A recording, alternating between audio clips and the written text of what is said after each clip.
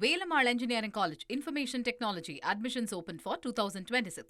தமிழர்களின் மிக முக்கியமான வரலாற்றுச் சான்றான 11ஆம் நூற்றாண்டு சோழர் காலத்து ஆனைமங்கலம் செப்பு பட்டயங்கள் 300 ஆண்டுகளுக்கு பிறகு நெதர்லாந்து அரசால் இந்தியாவிடம் முறைப்படி ஒப்படைக்கப்பட்டுள்ளது. சோழ பேரரசு இந்தியாவை மையமாக கொண்டு 9ஆம் நூற்றாண்டு முதல் 13ஆம் நூற்றாண்டு வரை ஆட்சி செய்த ஒரு மாபெரும் தமிழ் பேரரசு.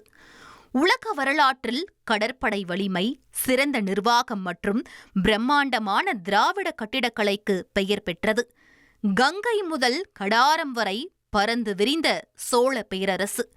இப்படி எண்ணிலடங்கா சாதனைகளை கொண்ட சோழ பேரரசின் வரலாற்று ஆவணங்களில் முக்கியமானது ஆனைமங்கலம் செப்பேடுகள்.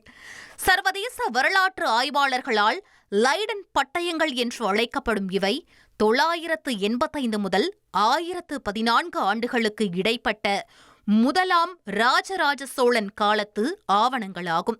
கிட்டத்தட்ட 30 கிலோ எடை கொண்ட 24 செப்பேடுகளை உள்ளடக்கிய இந்த தொகுப்பில் சோழர்களின் அதிகாரப்பூர்வ அரச முத்திரை பதிக்கப்பட்டுள்ளது. சமஸ்கிருதம் மற்றும் தமிழ் ஆகிய இரு மொழிகளில் பொறிக்கப்பட்டுள்ள இப்பட்டயம் சோழர்களின் மத நல்லிணக்கத்திற்கும் கடல் கடந்த ராஜதந்திர உறவுக்கும் மிகச்சிறந்த சான்றாக உள்ளது. குறிப்பாக சமஸ்கிருத பகுதி சோழ வம்சத்தின் அரச பரம்பரை குறித்தும், தமிழ் பகுதி சோழர்களின் நிர்வாக முறைகள் குறித்தும் விரிவாக விளக்குகிறது.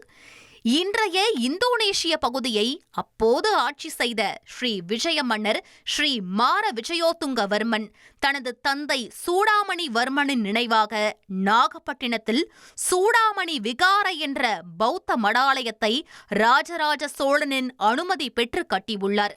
இதற்காக ஆனைமங்கலத்தை சுற்றியுள்ள 26 கிராமங்கள் தானமாக கொடுக்கப்பட்டது இந்த செப்பு பட்டயங்களில் சாசனமாக பதிவு செய்யப்பட்டுள்ளது.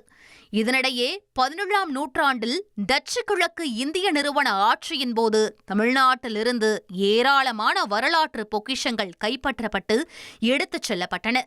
அந்த வகையில் டச்சு மிஷனரியான புளோரன்சியஸ் கேம்பர் என்பவர் சோழர்களின் வரலாற்றை பறைசாற்றும் ஆனைமங்கலம் செப்பு பட்டயங்களையும் தன்வசப்படுத்தி நெதர்லாந்துக்கு கொண்டு சென்றார்.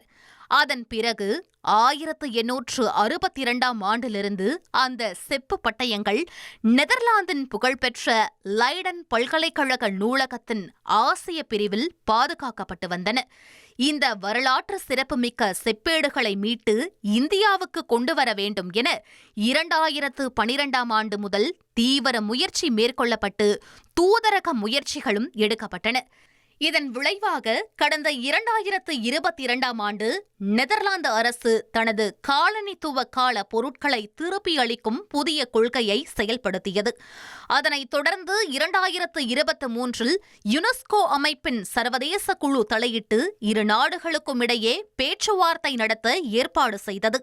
இதில் எட்டப்பட்ட இறுதி முடிவின் அடிப்படையில் தற்போது ஆனைமங்கலம் செப்பேடுகள் முறைப்படி பிரதமர் மோடியின் நெதர்லாந்து அரசுமுறை பயணத்தின் போது திருப்பி ஒப்படைக்கப்பட்டுள்ளன. Velamal Engineering College, Cyber Security, admissions open for 2026.